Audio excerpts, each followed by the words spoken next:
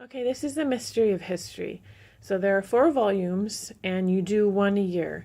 So you can do it, they're geared, you could use them for elementary, middle, or high school. And then they have sections in there that are more advanced or easier, geared, whatever your child may be. So this is the first volume. So the mystery of history is everything that happens in Bible history and everything that happens in the world history together in one place.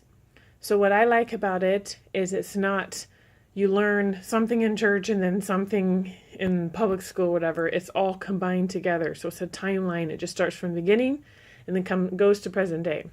So the volume 1 is creation to resurrection. So it's a fat book. They may make this hardcover now. I'm not sure. We purchased this about 8 years ago. So it's kind of confusing about the timeline part. So we decided not to make homemade figures and all that stuff. We didn't really have time for that. So to go along with this book, we purchased this. It's a timeline book called History Through the Ages. And what we do is we just buy one for each kid. So all 4 years, all 4 Mystery of History volumes can go with just one of these. So what it is a timeline. So as you're learning in your Mystery of History book, you add your figures to your timeline. And the figures, they have packs like this. Homeschool in the Woods. I think I bought them off Christian Book because they usually have things that are cheaper on sale. So what it is a pack of all these figures like this. You may not need all of them, and maybe your kids only are interested in some, but you get the one corresponding with the volume book you want, the first, second, third, or fourth. You just start. This was Adam's. And so he just started, he colored. You can color them if you want. You just cut them out and stick them on the timeline as you go through the book. So it's kind of nice to have because all 4 years go in this book for the timeline. So it just keeps going like this. So it's a nice place to have and everything you've learned in one spot. So this is what we use for the timeline, just to keep it simple. Now the book itself, here's table of contents. It's broken down. So the average school week or school year has 36 weeks. And this, I think, takes up the whole year. Let me make sure. 36 weeks, yep. So it's all laid out pretty nice for you here. And what you do is they have an example. They have different schedule examples, but this is the one that we like to do. We have history Monday, Wednesday, and Friday. And then we do our science on Tuesday and Thursday. So it's perfect. So there's lessons broken down.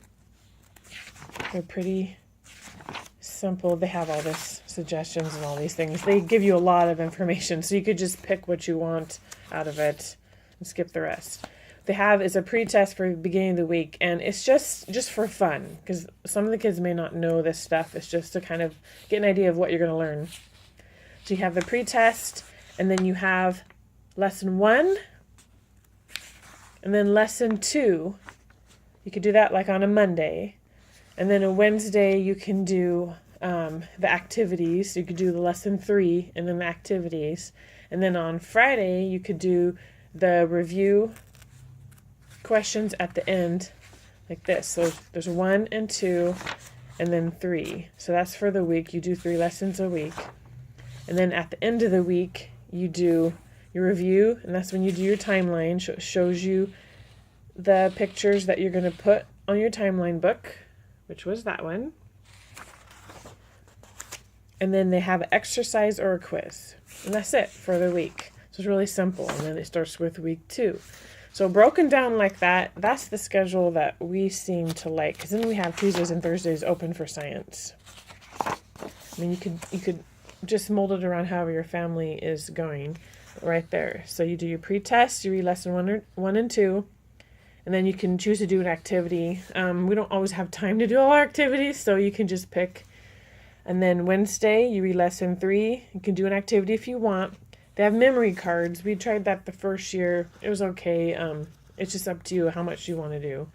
And then Friday, the review and the exercise or quiz. So it's really simple. And it goes through everything. I love it. So everything that's in the Bible and everything that is just world culture. So it's basically history, geography, social studies, is everything wrapped up in one. And it's simple. So you're learning a lot. But it's broken down in little bits. But I love it because it's side-by-side timeline. It's just simple. We do the Mystery of History series. We just do the 4 years, 5th through 8th. And I don't know yet what we're going to do high school. I only have experience up to 8th grade.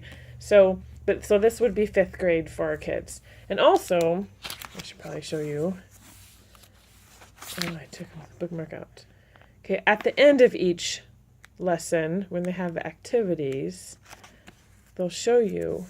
There's a spot for younger students. So you do elementary kid type projects, middle school, and high school. So it's nice. There's more writing and research papers for the high school students. And so that's it. So you just have your book to read your lessons and then your timeline for your characters that you cut out for Wednesdays. And they recommend you just take a 3-ring binder to keep your stuff in. So you'll be using this for the full 4 years too. So it's nice. So what they have you do is you label the continents. It tells you everything in the book, so don't worry about it. You don't have to memorize all this. Label all the continents.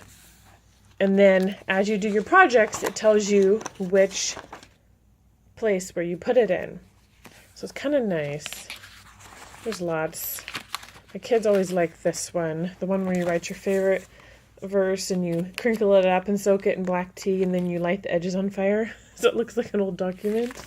There's things that they could look up on the computer, print out, do their little activity things. You get to take pictures. We took pictures of the edible scroll. It was rolling out a piece of bread and writing with honey on it and eating it. There's a whole bunch of stuff you can do. There's even extra activities if you wanted to write to certain places when they were learning about the prehistoric Indian mounds. So Adam wrote to this place and they sent this literature and things for him to do. He made things. There's lots of things you could do. And in the back of the book, I should also mention, they have all the pretest and exercise and everything, answer key. But they have all that supplemental activity things. So for all the things that go along with the lessons, these are activities. It's really fun. It's fun for them to have there. And then they also have the section for all the maps that you can just photocopy out. So it's simple. You just photocopy the things that you need. And then since we reuse our books, I just photocopy the worksheet pages, or if it's just fill in the blank things, then we just buy a separate notebook and we write the answers in it.